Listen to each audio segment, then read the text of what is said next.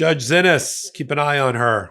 There is no more powerful judge than a federal judge. There is no more powerful federal judge than one that's been affirmed by two separate Fourth Circuit Courts of Appeal panels, 6-0 and 9-0 at the United States Supreme Court. And she's administering justice in her courtroom about Abrego Garcia while Donald Trump lies about it. We break it all down right here on the Midas Touch Network and, of course, Legal AF on our podcast.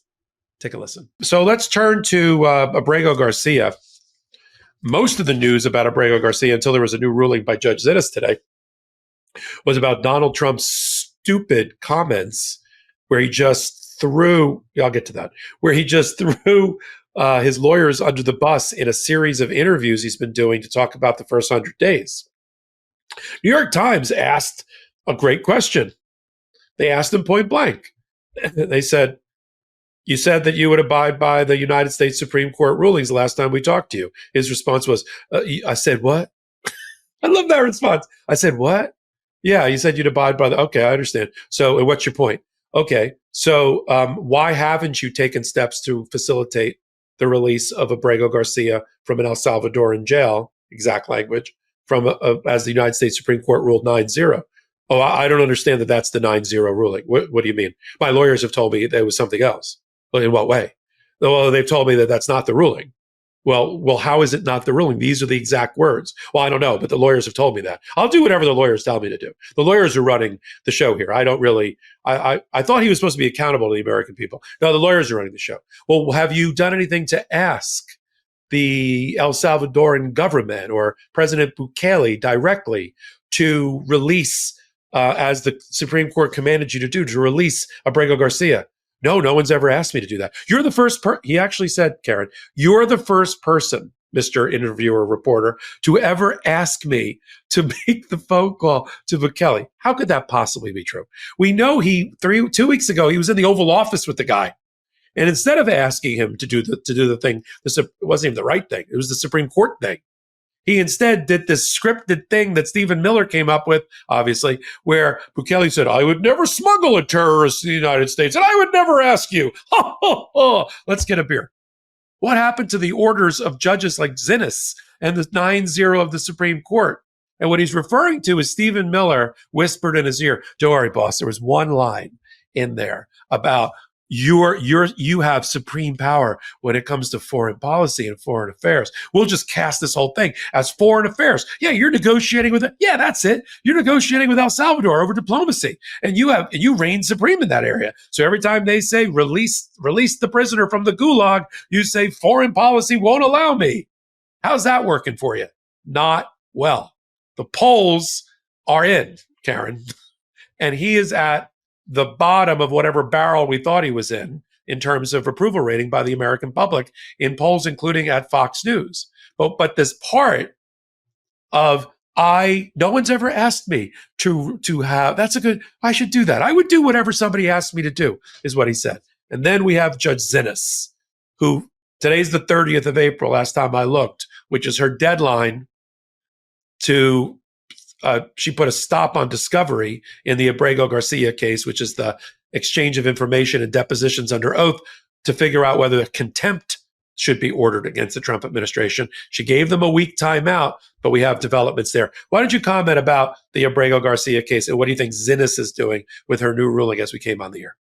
I mean, really what's happening here is so just disgraceful. He's he's just such a liar, Donald Trump. I mean, he really is. And I think it's going to be very frustrating for the judges where he plays this, well, it's the first time hearing about it. I didn't know about it. But then he has a show with Bukele sitting in the White House. What do you mean you didn't ask him to do it? What do you think this whole thing is about? And, or, when asked, have you done it? Oh, I don't have the authority to do it. I don't have the power to do it. I can't ask him to do it. It's he only can do it. And then he says, I haven't asked. I just think he's really taunting the world, frankly, to just show how he can be untruthful. And it's just interesting, just picking up on something you talked about, polling and how his polling numbers are so bad. His comments about that, and I was listening to what he was saying about that. His comments about the polling, it was that, the polls are rigged. They only talk to Democrats. that other polls, real polls, legitimate polls, actually are showing that I'm way ahead in the 70% and the 80%, but they're only talking to Democrats. I mean, that's just an outright lie. You could say polling is wrong. You could say polling gets it wrong. You could say polling is inaccurate, whatever you want to say about polling. But he's actually lying about that, and it really frustrates me. And I say this almost every week. It's fine. Let's agree to disagree. Like on the issue we just talked about whether or not you should fund religious schools or not. It's one thing. Fine, agree, disagree. And that's what makes our country go around. That's what makes our democracy. But when you outright, flat out lie and try to gaslight the American people into thinking reality is something different than it actually is, it's very frustrating, because some of us are trying to play the game by the rules and others of us are cheating, and he is just cheating all the time. And Abrego Garcia just highlights that perfectly, because he's constantly squirming out of this situation that we are in, which is, first they say it was a mistake. Then they say they don't have the power to bring him back. Then they go back and say, well, it wasn't really a mistake. And then now he's saying he never asked. I mean, it's like he's very squirrely, and he is clearly not being honest here. And he's just being too cute by half. And I think the judges are going to get frustrated. That's what I think is going to start to happen. Yeah, and I understand Donald Trump has a weird relationship with polls, because frankly, when it comes time for voting, the last couple of elections, pollsters have missed a Trump support factor by 2 to 3 points. Just people don't want to talk to pollsters. They don't reach the Trump voter when they did the polling, at least, or these people aren't honest in front of their family when they get the phone calls or the social media contact about support for Trump. So he's right about that, but that doesn't explain being 12 to 20 points under. Even if you add in a Trump factor of +3, it doesn't, you're still way underwater. So he's got a weird relation with polls anyway, and pollsters anyway, and they do get it wrong regularly when it relates to Trump. And I think that's what he's rebelling against. But no, it's not that the pollsters are talking to Democrats only. That's sort of ridiculous. And then I think that was the reason that Judge Xinis today, having paused things for a week. I mean, she got 2 sealed filings a week ago from both sides, in which both sides, because of whatever conversations they were having, said, maybe we should give an extra week to the Trump administration, who finally revealed they were using diplomatic methods to try to get Abrego Garcia back. I don't understand why it's that hard.